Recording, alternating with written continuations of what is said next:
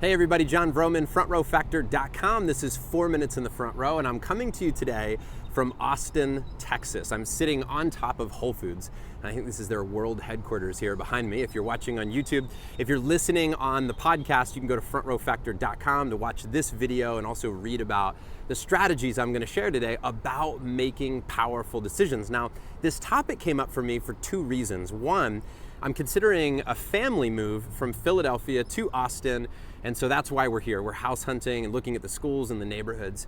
But one of the questions I get often in life is, how did I choose the names of my boys? And in case you don't know, I have two boys named Tiger and Ocean. Very traditional, I know. Well, I've got to tell you that people often ask, how do we pick the names? And I want to share that with you today, but more importantly, I want to share with you 3 strategies for making powerful decisions in your life. And so first, let me give you those 3 strategies, and then I'll tell you the story of how I picked their names. So the first strategy when making big decisions is to consider the state of mind that you're in when making that decision. I mean, listen, if you try to make decisions when you're hungry, tired, scared, etc., you're gonna come up with a different answer because of the state of mind. There's a gentleman, a professor out of Stanford, which I will link to in the show notes here of this particular podcast and this blog post. But he did research that showed that decisions that we'll make in the morning are very different than decisions we'll make in the afternoon, because even our chemistry, the chemistry of our bodies changes. The serotonin levels are higher in the morning, and that tends to affect how we approach questions in our lives. So I think the state of mind that you're in, and that can be changed as simply as walking outside, going for a walk, you may make a different decision. If you've ever been into a heated discussion with somebody, or maybe an argument, but you just go to sleep, wake up the next day, sometimes a good night's sleep, getting some rest, changing your environment, giving a little time will change decisions that you will make. So first, consider your state of mind. Second is to consider the fact that you might be asking the right question, you might be asking the wrong question. I'll give you an example of this. So when I go out to eat, oftentimes I'll get a salad, a salmon salad, and the salmon salad won't be exactly as I would want it. And what I've learned from my good buddy John Berghoff, who I've talked about countless times on this podcast, one of my best friends, he talks about not ordering off the menu. He says it's not whether the choice is the salmon salad on iceberg lettuce with cherry tomatoes, or the salad, the shrimp salad with spinach with avocado. The question is, what's in the kitchen, and how could I create a custom salad of exactly what I would want to eat? And so a lot of times people go through life thinking that their big decision is between A and B, when the real question is, well, what's C, D, E? What are all the options that I have? What option am I not considering that, if we got creative, could potentially exist? So think about the power of the question that you're asking as being part of the decision-making process. And then the third piece here is, what will the impact be of this decision, both for you personally, for those you care about, your family, friends, coworkers, employees, anybody around you, and also considering the impact that you would have on the world. So consider the impact and the implications, or the effect that your decision will have, not just now, but down the road. What will this decision have 5 years from now, 10 years from now? A lot of times it's when we think about just making a decision for the immediate gratification, that'll be different than if we say, 10 years down the road, which decision will I be proud of? And which one helps me to move forward to my big goals? You know, when we think about the impact, we think about the impact that it has on our lives and other lives. And I think that a lot of times we can be filtering these decisions through not only the state of mind, consideration of values that you have, and how those will be affected by the decision that you're about to make, the question that you're asking, and the impact that it will have. Now, I want to wrap with my story of how I chose the names of my kids. And so here's how it happened. My wife and I decided that the first decision of our boys' lives was not going to be made out of fear. It was going to be made out of power. So we were going to ask the question, what name would it be? We'll say all these names out loud, and then when we get to one that we love, we'll say, yes, that I love, without judgment.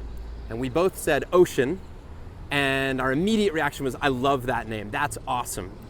But then just a couple seconds later, we're like, are we really gonna name our son Ocean? because we got a little afraid of maybe people would judge the name or would he get picked on. And I will tell you how I got past that. One was thinking into his future. I thought he will likely get picked on for something in his life.